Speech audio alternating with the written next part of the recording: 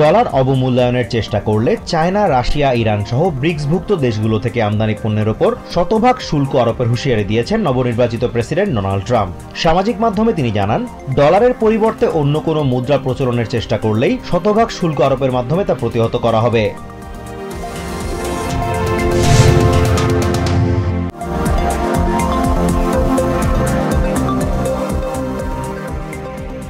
দায়িত্ব ছাড়ার আগে নিজ প্রশাসনের পররাষ্ট্রনীতির যতটা সম্ভব উন্নতি করতে চান প্রেসিডেন্ট বাইডেন। রবিবার national security adviser Jake Sullivan এই তথ্য জানিয়েছেন। এবিসি নিউজকে সালিভান বলেন, ইউক্রেনের সহায়তা বৃদ্ধি এবং যুদ্ধবিরতির আলোচনার যতটা সম্ভব অগ্রগতি চান প্রেসিডেন্ট।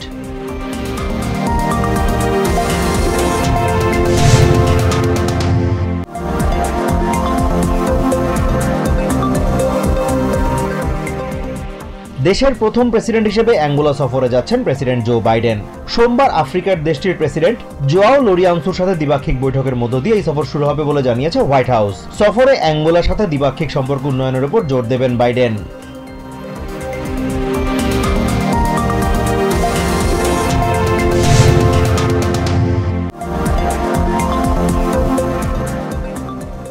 এবারের ব্ল্যাক ফ্রাইডেতে অনলাইনে রেকর্ড $10.8 বিলিয়ন কেনাকাটা করেছে দেশের মানুষ। ই কমার্স তথ্য বিশ্লেষণকারী প্রতিষ্ঠান অ্যাডোবি অ্যানালিটিক্স এ তথ্য জানিয়েছে। তারা জানায়, এবার থ্যাঙ্কসগিভিং উপলক্ষেও দেশে অনলাইনে রেকর্ড $6.1 বিলিয়ন পণ্য বিক্রি হয়েছে, যা গত বছরের তুলনায় 9% বেশি।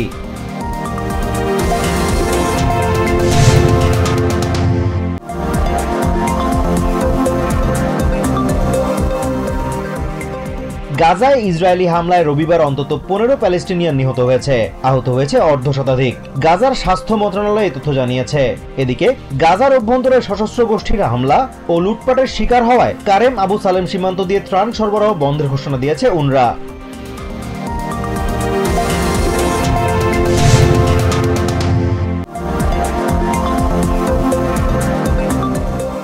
ইউক্রেনে সর্বাত্মক অভিযান শুরুর পর রাশিয়ার হাতে আটক হওয়া অন্তত 114 ইউক্রেনিয়ান সেনা কারাগারের যৌন নিপীড়নের শিকার হয়েছেন। ইউক্রেনের প্রসিকিউটর জেনারেলের অফিসের বরাত দিয়ে ইউএন পপুলেশন ফান্ড UNFPA এ তথ্য জানিয়েছে। সংস্থাটির ধারণা, আরও অন্তত 20 থেকে 22টি যৌন নির্যাতনের তথ্য গোপন করা হয়েছে।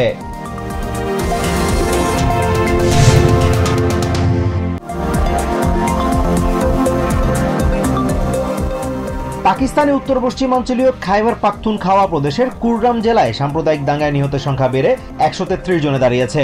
জেলা প্রশাসনের কর্মকর্তা ওয়াজিদ হুসেইন গণমাধ্যমে দেয়া সাক্ষাৎকারে এই তথ্য জানিয়েছেন। গত মাসে শিয়া সুন্নি মুসলিমদের মধ্যে সংঘাত শুরুর পর তা সাম্প্রদায়িক দাঙ্গায় রূপ নেয়।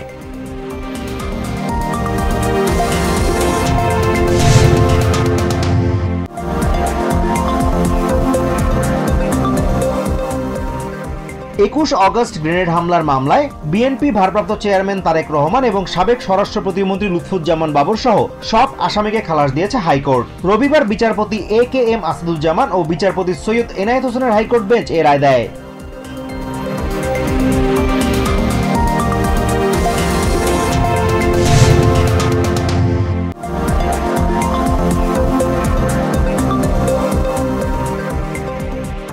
21 আগস্ট গ্রেনেড হামলার মামলায় সব আসামিকে খালাস দেওয়ার প্রতিবাদ জানিয়েছে ক্ষমতাচ্যুত আওয়ামী লীগ।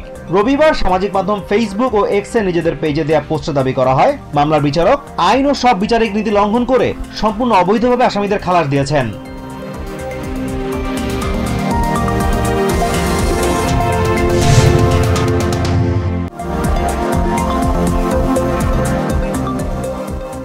যুব এশিয়া কাপে নেপালকে হারিয়ে সেমিফাইনালে পৌঁছে গেছে বাংলাদেশ। দুবাই আন্তর্জাতিক ক্রিকেট স্টেডিয়ামে রবিবারের ম্যাচে নেপালকে 5 উইকেটে হারিয়েছে জুনিয়র টাইগাররা।